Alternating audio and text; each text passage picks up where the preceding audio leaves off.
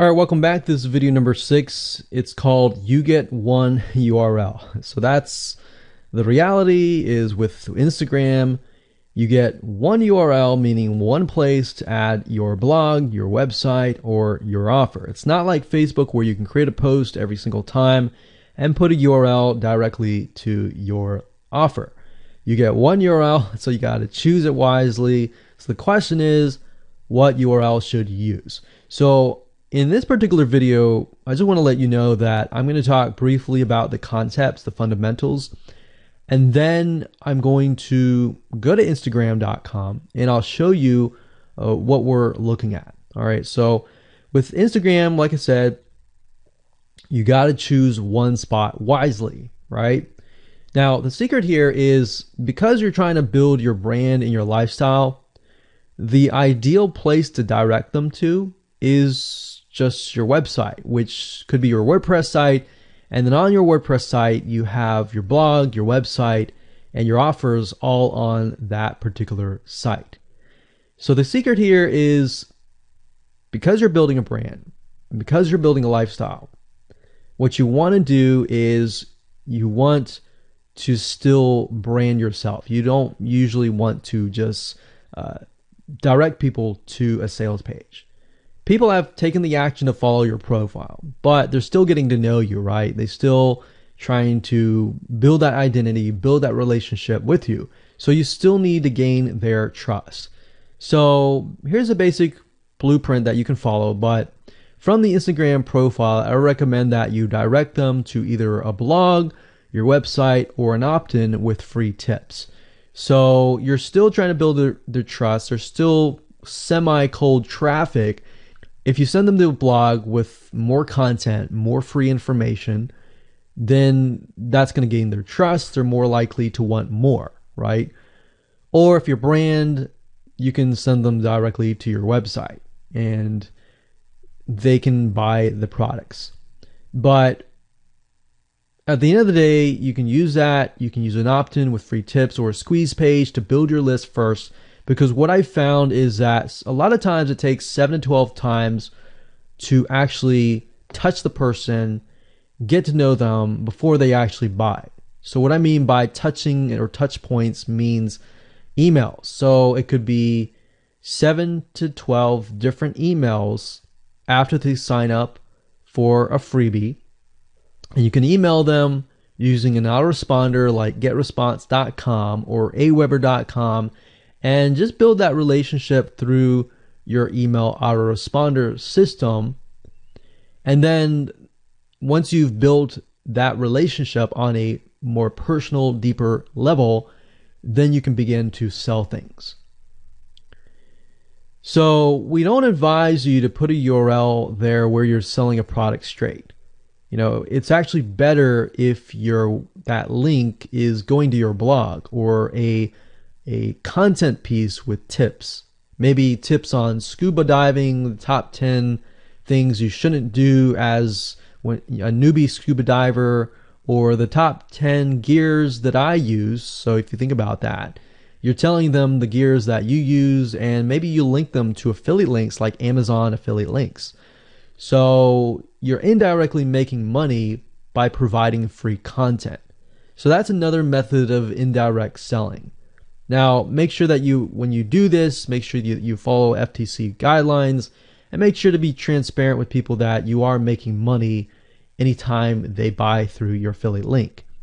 By doing this, your goal is to gain their trust and create a true fan that loves you so much they spend at least 10 to 15 minutes per day following you, seeing, what's happening in your life, looking at the good times, the bad times, basically the life of your brand.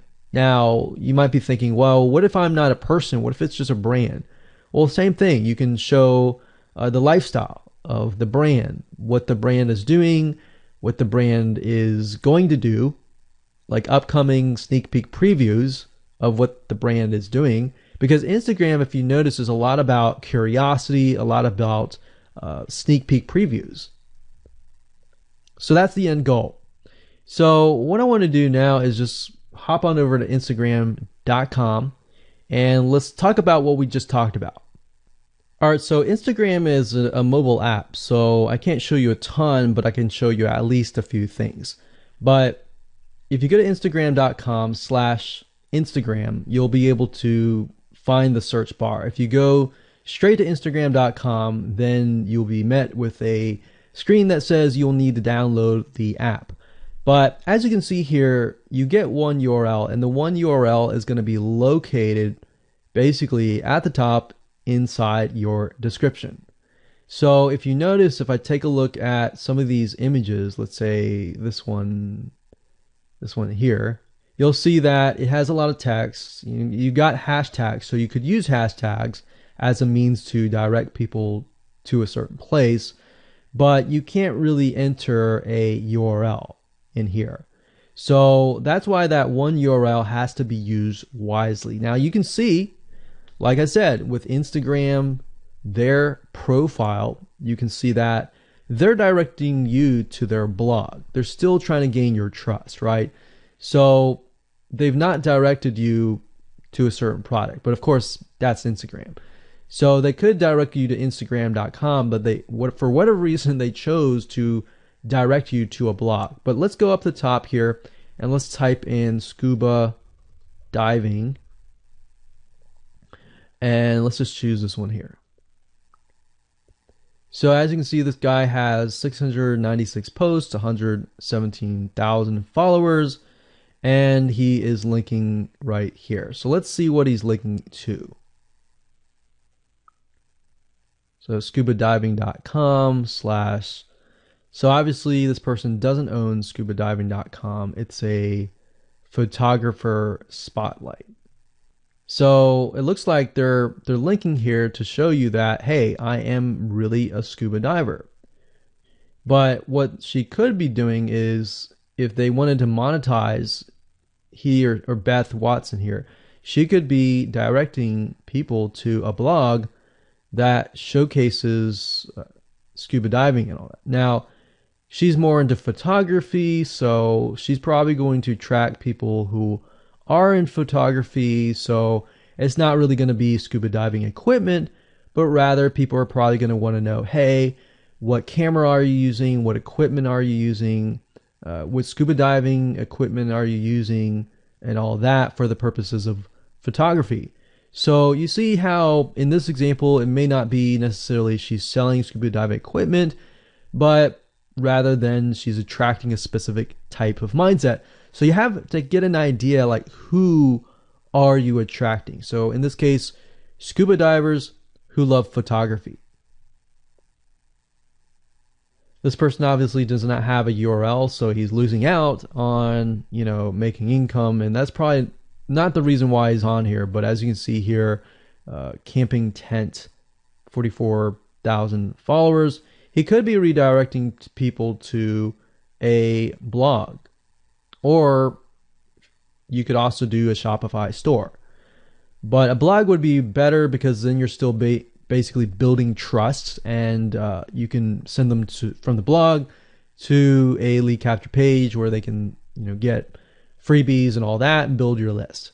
So what I found over the years as far as making money goes, building a list is key. If you don't have their name and their email address, or just their email address, then you're going to lose them and they're going to forget about you and all that. So that's why having a URL is so crucial. But those are just some examples of what you can do. You don't have to follow this step by step, but if it makes sense for you just to put a Shopify store, just do a Shopify store. Just don't think too much about it. But these are just some examples of what you can do with the one URL.